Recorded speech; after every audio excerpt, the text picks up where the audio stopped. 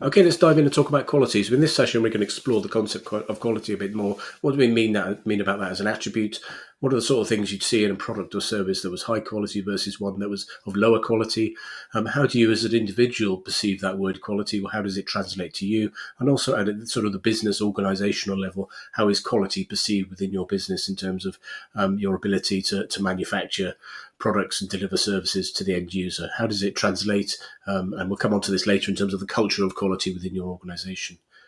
Now, in terms of poor quality, over the last 5-10 years, there's been certainly a large degree of bad publicity and bad press in terms of the impact of certainly medical devices that were designed or were poorly designed and poorly manufactured, and their impact on human health. So this is from a range of companies, and certainly the impact of these poorly designed products has been really quite significant. And when one study has concluded there's potentially been over 80,000 deaths and potentially over 1.7 million injuries. Now you can question some of the basis of those numbers, but what is true is that over the last number of years there's been an increasing focus on the impact of poorly designed products on human health.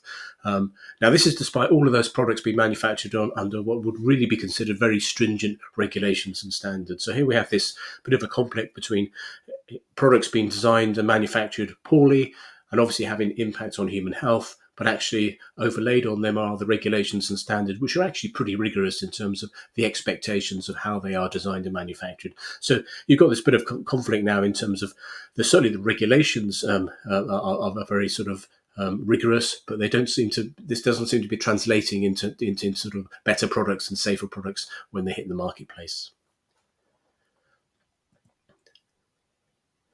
And if you look at medical device recalls year by year, so this slide goes up to 2017, and generally it's sat around 2,500 to 3,000 recalls in the US. So essentially over time, the number of recalls has not diminished, despite the quality system regulations being in place since the 90s. Year on year, really, there's been no real impact in terms of the number of medical devices recalled or field actions taken, certainly within the US, despite really quite rigorous standards and regulations being required to design and manufacture these medical devices within the American market. Now, there's been an understandable focus on the impact of poor quality design products and services on human health in the press over the last number of years, and that's quite understandable. But this slide, I just want to pause and reflect. There is the other side of the coin. Now, well-designed, well-manufactured products have a huge potential to transform people's lives in terms of their human health. So every diagnostic test that's made, every surgical implant, every medical procedure has the potential to have a tangible impact on human health in terms of enhancing human health, reinvigorating human health, or even saving a life. And so when we talk about poor quality, there is the other side of the coin in terms of, in the vast majority of cases, the products that your company probably makes have a huge impact in a positive way on an individual's life. Even so, this needs to be borne in mind in terms of when we talk a lot about poor quality and in improving quality. I think organisations need to reflect and actually understand that actually they should get credit for. In the vast majority of cases, this isn't the norm, even though the press may reflect in terms of a focus on poor quality products and services. So what will this course do? So the course will cover quality and why it's important, and obviously we'll delve into the quality system, the quality organisation, how it's built. We'll talk about change. We'll talk about risk management. We'll talk about worldviews in terms of systems thinking and complexity. We'll talk about how you manage change in a quality system environment and a quality organisation, how you build a roadmap. So we'll touch on all of these aspects. And it really explain how your quality management system can be transformed to be more balanced, and we'll talk about balance in the next session. And really, the reason for that is to ensure that they're more impactful and more effective in delivering the quality outcomes that you want in terms of your products and services which you make. And it will also go in a very stepwise way in terms of how you can use your transformational map alongside the report from the diagnostic in terms of moving your quality organisation and your QMS through increasing maturity levels. And as you move through these maturity levels, your organisation will get better and better at delivering high quality products and services to meet the different range of customers of your quality system.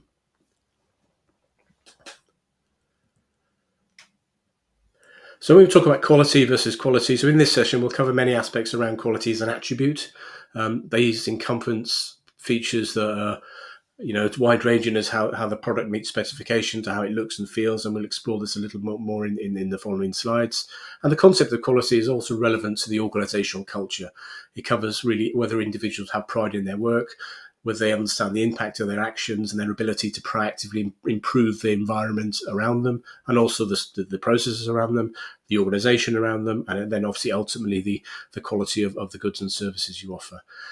So in terms of the content of these slides, when I talk about quality with a small q, I'm really talking about the concept of value, so the attribute sort of a side of quality. And when I talk about quality with the capital letter, really I'm really talking about the function organization, the quality business, the quality function, the quality organization that's really tasked with implementing, managing, and maintaining the QMS. So I will flip between quality and quality, but I'll try not to cause too much confusion. I'm trying to make it clear when I mean quality is the attribute versus quality as the overall organization. So what type of quality organisation is yours? So on this slide, on the left-hand side, you've got attributes of a quality organisation that's got a very poor understanding of the importance of quality, or a very poor culture of quality. So very often an organisation sitting in this area, in this zone, very often the quality system is very focused on compliance. It's less focused on quality per se. Very often the metrics are completely disconnected from the end user and customer needs. And we'll come on to the different customers of the quality system in a minute. Very often in an organisation in this sort of area, technology is chased and without really understanding what the technology is designed to actually to promote in terms of the output of that of the process. And very often the quality department is very disconnected from the needs of the business. Very often the peer stakeholders within an organisation that's got a very poor concept of quality. The peer stakeholders have a very poor opinion of the quality department, and essentially there's a complete absence within the organisation of the importance of quality within the day-to-day activities, and obviously the impact of poor quality on the end user and other aspects. Now, if you compare this with an organisation that's got a very good culture of quality, here the quality system is fully understood to support all the needs of the business. Very often metrics are actually very connected with the ability of the QMS to deliver value to the different customers of the quality system, and we'll come on to that next. When technology is used, it really supports effective and efficient processes with the goal of delivering value to the customer. And really the quality organisation is very embedded within the broader needs of the business. The peer stakeholder groups have a very high opinion of the quality organisation. It's very integrated in terms of meeting their needs. And basically the quality organisation is an organisation that you need to interact with, and you should interact with, and people want to interact with in terms of designing products more quickly, getting to market more quickly, reducing scrap, and understanding customers' expectations and whether the broader organisation is meeting them. And really in an organisation on the right-hand side, there's really evidence in quality in terms of not just how people perform on a day-to-day basis, but obviously the output of the whole organisation in terms of meeting customer expectations and meeting regulatory standards, and also growing the broader business. So basically there's a real deep understanding of the importance of quality as a concept within an organisation on the right-hand side. Now, your organisation is probably not in these two extremes. It probably is somewhere in between, and it might have some aspects of either column. So really, this module really is to try to unpick in terms of how you move your organisation from the left-hand side to the right-hand side, and really, if your organisation is lucky enough to be in sort of the right-hand column, really how do you keep it there in terms of making sure it's fit for purpose now, but obviously for the challenges and the sort of the stresses that will come in future years. So what do we mean by quality, and why does it matter to business? So if you look at the dictionary definition of quality, I mean, it's really quite cold. The totality of features and characteristics of a product or service that bear its ability to satisfy stated or implied need. So basically, that at times doesn't really help us. Now, Garvin in 1987 tried to break down what we mean by quality into subcomponents, and he described these in his Harvard Business Review article, Competing on the 8 Dimensions of Quality. So we'll just walk through some of these attributes in turn. It's important because you'll see that the quality systems and the regulations focus more on some attributes than the other, and some attributes they are really untouched in many ways in terms of the regulations and standards. And the first one's performance, and basically your product has to do what it says on the tin or its IFU, and really performance is really crucial. In many ways, it's an attribute that any successful company has to deliver on. So basically, if your product doesn't do what you say it will do, then basically you will lose business. So it's probably the primary aspect of quality in terms of, it has to deliver on the customer expectations in terms of the performance requirements. So the next attribute is conformance, and it's very, very closely linked to the previous one of performance. And it's really the expectations that the goods and services conform to specifications defined during the manufacture. And obviously, it's easier to define these specifications for things that you can touch. So goods, very often it's easier to do that for goods than it is for services. And very often there's strong emphasis within quality management around things that you can actually physically measure. So things that such as size, material, weight. So when you talk about conformance to a specification, very often we talk about attributes that are actually things you can measure with numbers, and you can actually sort of say this is good or bad in terms of conformance. Now the next one's features, and this is one that's probably dated slightly since the 1980s. When Garvin wrote his article, basically the reasoning was if a product had more features, it was better, it had better quality. And obviously now, in where we are now, very often products and services can have too many features. So if you look at the microwave oven, very few people use all of the different functions on a microwave oven. So today businesses need to straddle this sort of line between offering new and shiny features, so they're not left behind, but not distract them from their core offering and ensuring they're relevant and they deliver on that core offering. So, but essentially, when Garvin wrote his article many years ago, the reasoning was if a product had many features, it was of better quality than something that had lesser features. Now, reliability is basically a measure of the probability the product will perform as intended and will keep performing. So obviously, when you buy a product or services, and basically, certainly for electronics, it doesn't just work when you buy it; it works, after that, and it's got a sort of a long shelf life. So reliability is closely linked to an individual's perception of quality. If something is perceived to be unreliable and doesn't work consistently, then it is judged to be of poor quality. Linked to that is durability. Really, essentially, how long you can use the product before you need to replace it. In terms of, has it got a sort of a long lifespan? In terms of, you could buy a television and it will last to 5-10 years, or basically, do you have to replace it after a given period? So basically, durability is how long you can use the product before you have to basically throw it away and replace it. Customer service. When Garvin wrote his article many years ago, customer service as a concept was less mature than it is today. But today, exemplary customer support is a key attribute that businesses forget at their cost. So basically, in the world today, where customers can give very direct, often instant feedback on performance, customer service is an attribute that all companies have to sort of focus on in terms of its link between how the service or the product is perceived in terms of its quality offering. Next, we move on to sort of more nebulous concepts in terms of the how you judge quality. And one of the next one is looks. So basically, if a product looks well made, from the packaging to the components to the marketing literature, it is perceived to have high quality. So if you look at some very cheap imitation copies of products versus the more high end, you can see that just from looking at them, the poorer quality ones stand out, and the higher quality ones, and obviously they look the part in terms of meeting quality aspects. And this is an area Apple really is good at in terms of its products tend to look very good, from its packaging to how it's sort of how it's presented to the user and how it operates. So basically, Apple has spent a lot of money making sure its products look shiny and nice and sexy, because they know the importance of that link in individuals' minds with how individuals perceive quality as an attribute. So the next one is perceived quality. So basically, if your products are perceived to be poorer than it is in the customer's eyes, and very often if you unpick, and it might be the case your product is not poor quality, but basically if their view it's not good enough, then it's not good enough. So this is very often associated with the brand.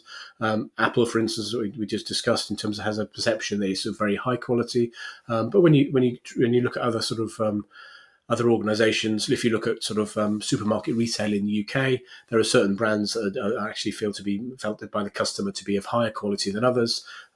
This very often has no real reality when we actually unpick it in terms of what they mean by quality in terms of some of the other attributes. But basically, in their mind, if one of the higher end supermarkets such as Waitrose or Marks and Spencers in the UK is perceived to be of better quality than Tesco's or other supermarkets, then in the customer's eyes, that is the truth, and that is the fact you've got to deal with. So really, the question is your organisation taking your quality organisation taking a very broad view of quality? Are you equally focused on those different eight attributes of quality, or do you just focus on things you can measure, the specifications and tolerances? And the question really is if you're not looking at all of those aspects, is anybody in your organisation looking at how the marketing looks, how the product feels, how it's perceived? Basically its durability. Because really, if your quality organisation isn't looking at those attributes, then really you need to question, is anybody in your organisation? And this is really a discussion of the role of the quality organisation moving away, not just looking at specifications and tolerances and conformance, but more broadly looking at quality as an offering to the business and your jurisdiction in terms of your ability to sort of influence that and change some of those attributes in terms of how your customer perceives the quality of your product or service.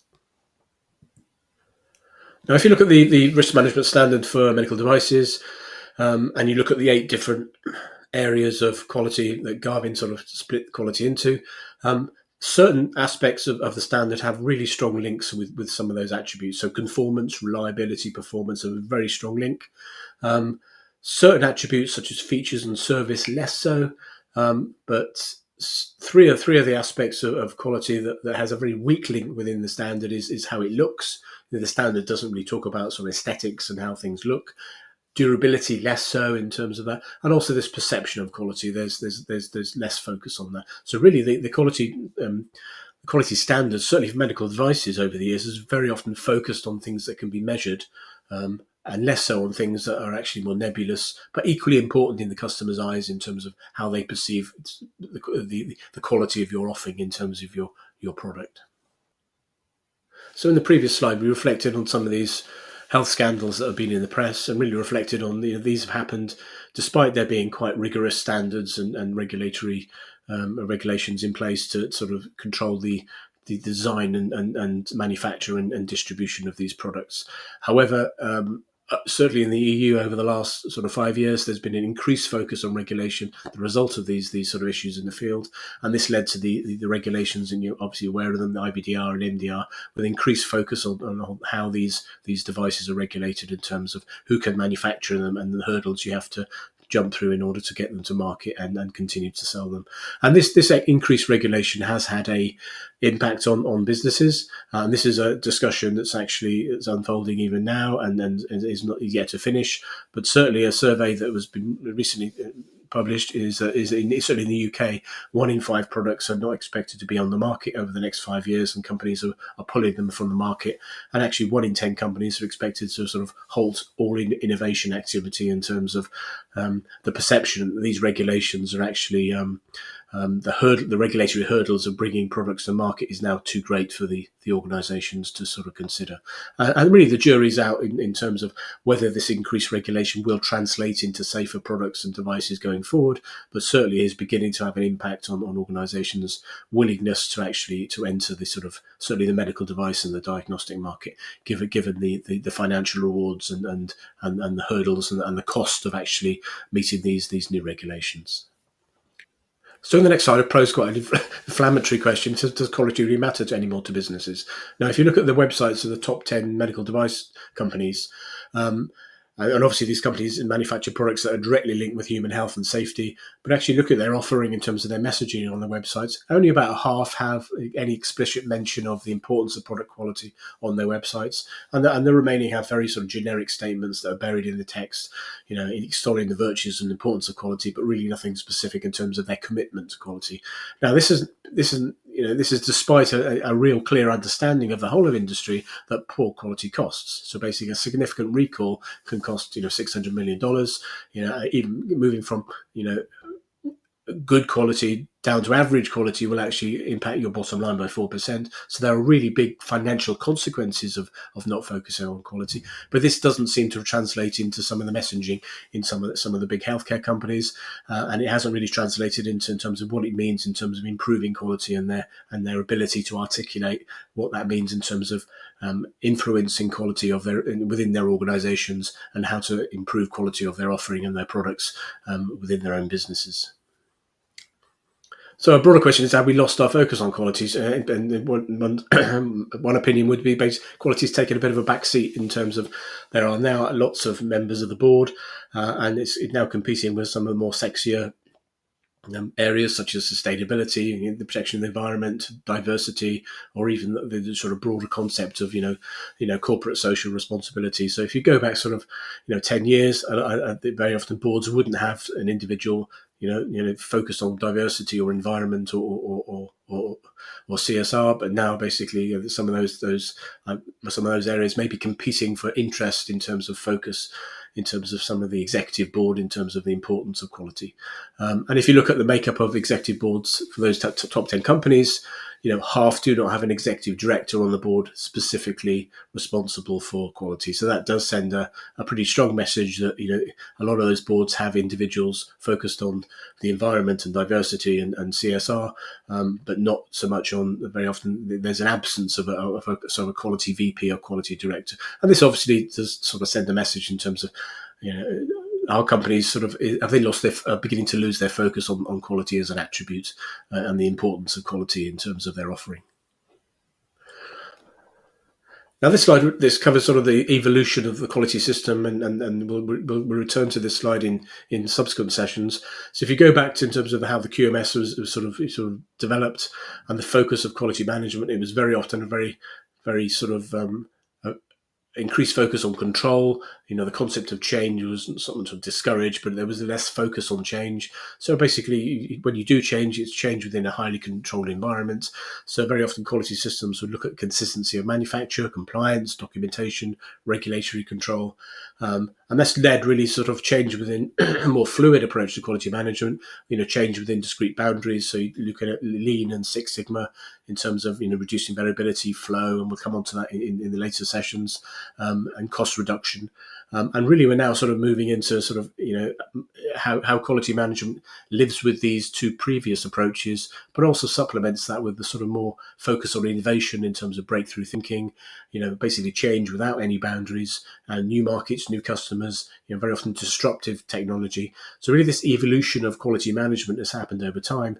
But we'll come on to in terms of how you as a quality leader within your quality organization and quality system, how you make all of these two things happen simultaneously. And that is obviously the big challenge.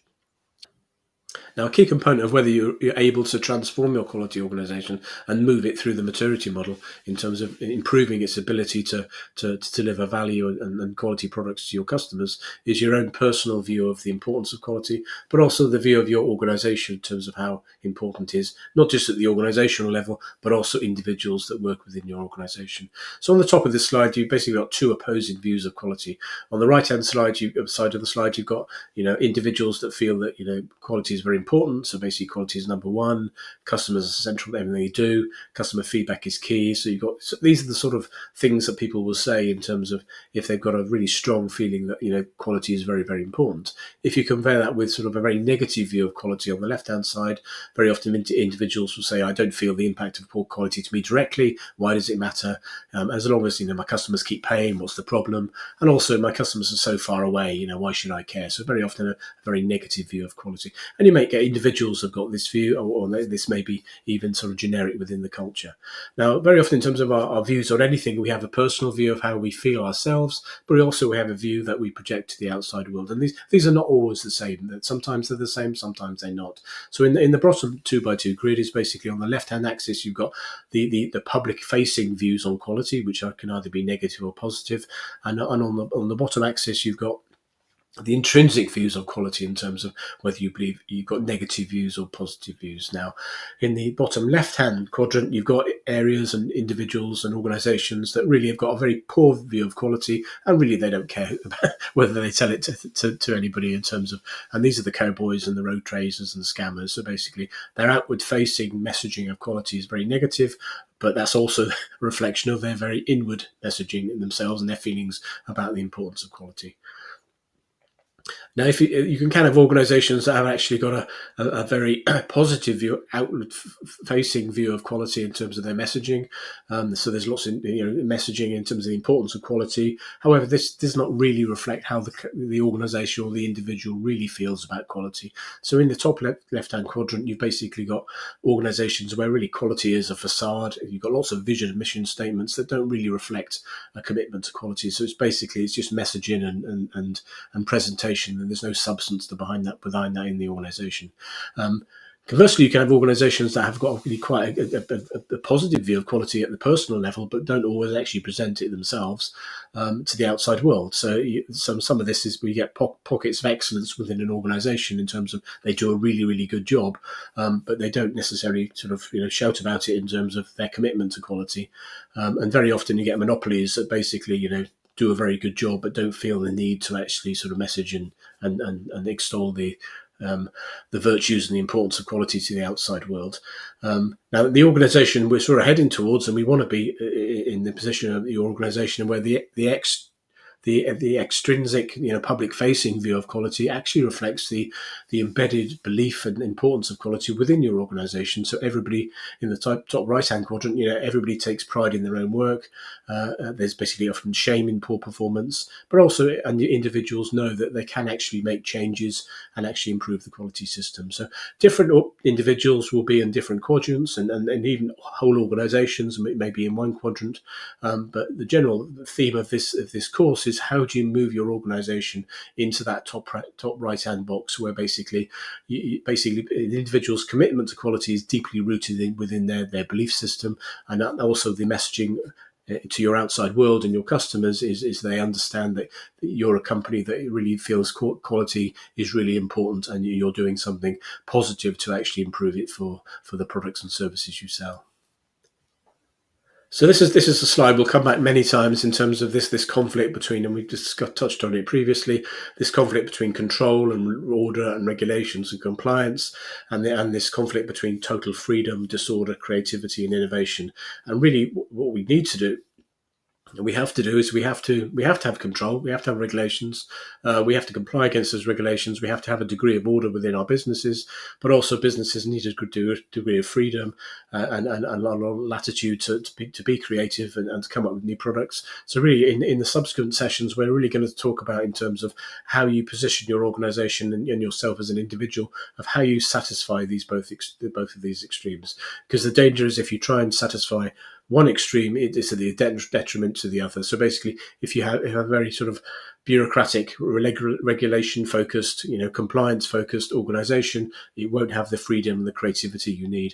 And conversely, if you have a very disordered, anything goes organisation, then you'll get your fingers burned in terms of not meeting the regulatory expectations and the requirement to meet standards. So in the following slides or in the following sessions, we'll actually cover what are the ways you can make this balance work within a quality system.